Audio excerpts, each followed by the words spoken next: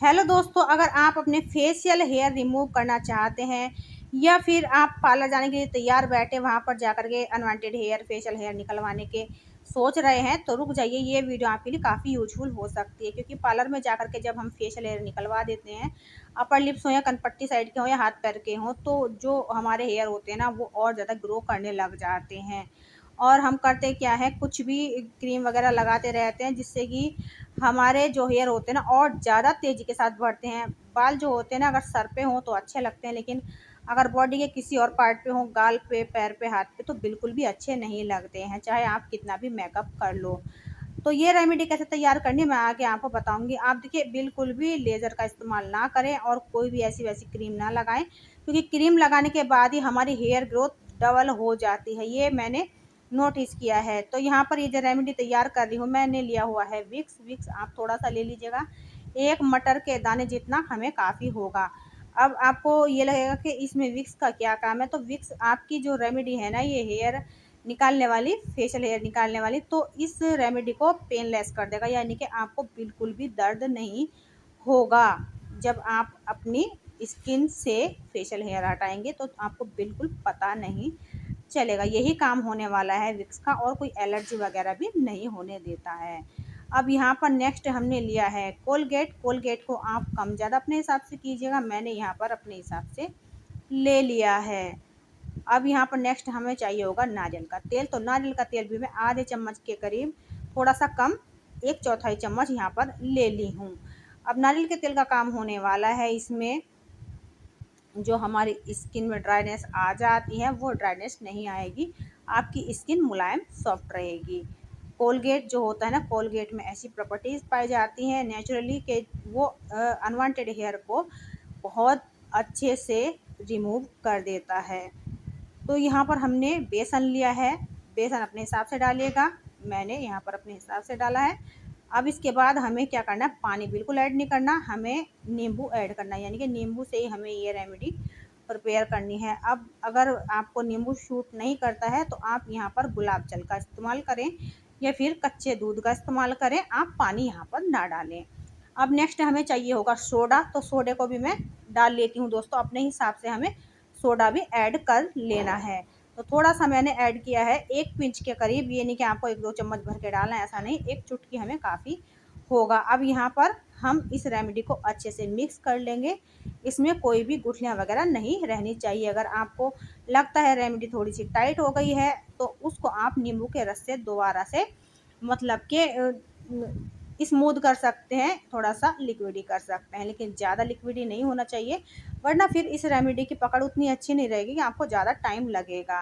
अब ये रेमेडी हमारी परफेक्ट तरीके से बन करके तैयार हो चुकी है। अब इसको लगाना कैसे है, कितने दिन लगाना है, किन किन बातों का ख्याल रखना है, क्या क्या सावधानी बरतनी है, ये मैं आपको वीडियो में साथ के साथ ही बताती चलूँगी।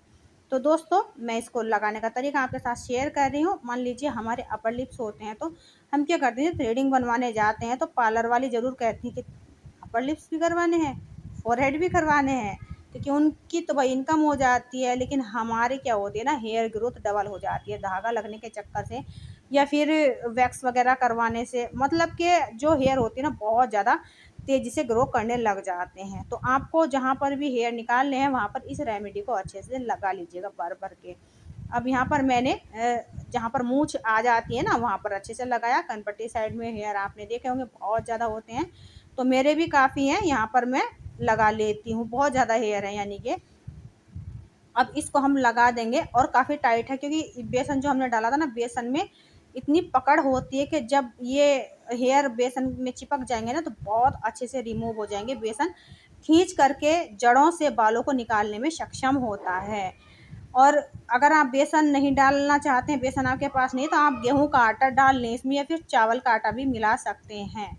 मेरे हिसाब से ये भी बहुत अच्छे से वर्क करेगा, बट सबसे बेस्ट है मेरे हिसाब से बेसन आप यहाँ पर मिला लीजिएगा, फिर गेहूं का आटा ही मिलाइएगा, आप मैदा भी ले सकते हैं। अब यहाँ पर मैं अच्छे से अपने फेस पर अप्लाई कर लेती हूँ। थोड़ी के पास में भी हेयर होते हैं, आप इसको पूरे फेस पे भी लगा सकते हैं, कोई इशू नहीं है, वैसे परेशानी नहीं होती है। क्योंकि मैं अपनी बात अगर बताऊं दोस्तों आपसे, तो मेरी स्किन बहुत ज़्यादा सेंसिटिव है, मैं कुछ भी वगैरह वगैरह चीज़ अपने फेस पर नहीं लगा सकती। तो देखिए मैं अपने फेस पर ही आपको लगा के दे रही हूँ। अगर ये बेकार रेमेडी होती तो मैं इतना रिस्क अपने फेस के साथ त्योहार के टाइम पे बिल्कुल भी नहीं लेती। तो यहाँ पर हम अच्छे से अप्लाई कर लेंगे इस रेमेडी को, और जब ये रेमेडी लग जाएगी तो आप इसको ड्राई होने के लिए छोड़ दीजिए। कम से कम आपको 10 मिनट के लिए छोड़ देना है।